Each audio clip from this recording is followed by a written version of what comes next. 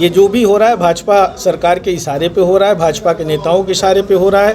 भाजपा के नेता लोगों की जान को अपने से ज़्यादा महत्वपूर्ण नहीं समझते हैं। यही तो प्रधानमंत्री हैं। 700 लोग साल भर आंदोलन करते रहे, किसान, और सड़कों पे बैठे रहे, धूप हो, छाँव हो, बारिश हो, ठंड हो, प्रताड़ित हुए, जान चली गई। साल भर में समझ में आया कि गलत कानून बना है, वापस लेना पड़ा।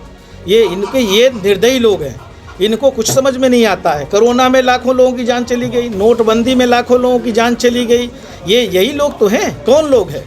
इनको पहचानने की आवश्यकता है। देश की जनता इनको पहचान रही है, धीरे धीरे अब सबक सिखाएगी। इसीलिए ये विचलित हो गए हैं और अपनी गलतियों का ठीकरा दूसरों के ऊपर पंजाब में जैसा आरोप लगा रहे हैं, ये उसी का उदाहरण है। अंत में खोट है। सच बात तो ये है कि उनकी नीयत शुरू से ख़राब थी।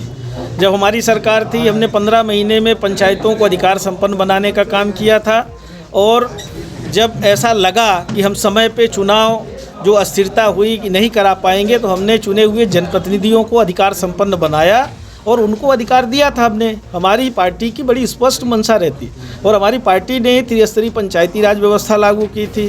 स्वर्गीय राजीव गांधी जी ने 73वां 74वां संशोधन विधेयक लेके आए थे, और उसकी तहत ही पंचायती राज का गठन हुआ और अधिकार संपन्न हमारे जनप्रतिनिधि थे। इनकी सरकार जब बनी, सरकार बनते ही यही शिवराज सिंह ने जनपद में एसडीएम को प्रशासक, जिला पंचायत में सीओ को प्रशासक और पंचायतों में पीसीओ को प्रशासक बनाने का आदेश जारी कर दिया था। जब हम सबने विरोध किया, त्रिस्तरीय पंचायती राज के जो पदाधिकारी थे उन्होंने जब विरोध किया, तब जाके इनको अपना आदेश वापस लेना पड़ा था। इनकी नीयत में शुरू से खोट थी, और सच बात तो यह है कि सरकार के पास पैसा नहीं है, इसलिए इन्होंने सारे अधिकार छीनने का काम किया है कि न रहेगी बांस, न बजेगी बांसुरी। अब छोटे छोटे काम के लिए लोग परेशान हो रहे हैं। अंत्येष्टि सहायता तक की राशि का आहरण पंचायतों में नहीं हो पा रहा है, मजदूरी का आहरण नहीं हो पा रहा है, सारे काम रुक गए हैं।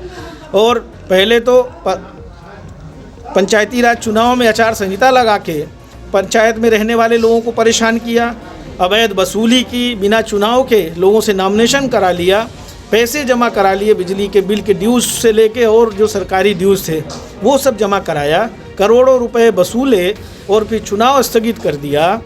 और एक तरफ अब जो अधिकार थे पंचायतों में, जिसके तहत कम से कम छोटे छोटे काम गांव के होते थे, वो इस तरह के आदेश वापस लेके एक दिन जारी करते हैं, फिर कैंसिल करते हैं। इससे समझ में आता है कि इनकी मंशा ठीक नहीं है, इनकी नीयत में खोट है। भैया मौजूदा सरकार की स्थिति को लेकर क्या कहेंगे? जिस तरह से बताते हैं, सब हल्ला कर रहे हैं कि पीएम के साथ हत्या हुई, उनको हत्या करने वाले थे, कांग्रेस की पूरी चाल है, पंजाब में बैठी कांग्रेस में पूरी तरह से, कैसे देखते हैं? देश के प्रधानमंत्री का हम तो यही कहेंगे कि मानसिक स्थिति अब ठीक नहीं है, उनको खुद छोड़ देना चाहिए पद। वो अब प्रधानमंत्री पद के लायक बचे नहीं हैं। उनको अब समझ में नहीं आ रहा है कि जितना हमने झूठ फरेब किया है, अब जब देश की जनता उनको सुनने को तैयार नहीं है, तो इसी तरह की ड्रामेबाजी करके ही तो भाजपा के लोग इमोशनल ब्लैकमेलिंग करके ही तो पहले भी बड़ी बड़ी बातें करके काला धन लाएंगे, अच्छे दिन आएंगे, 2 करोड़ प्रतिवर्ष नौजवानों को रोजगार देंगे, महंगाई कम कर देंगे, किसानों की आय दोगुनी कर देंगे, एक भी काम नहीं किया। तो सब्सक्राइब करें, घंटी का बटन दबाना ना भूलें, जिससे नई अपडेट आपको समय समय पर मिल सके।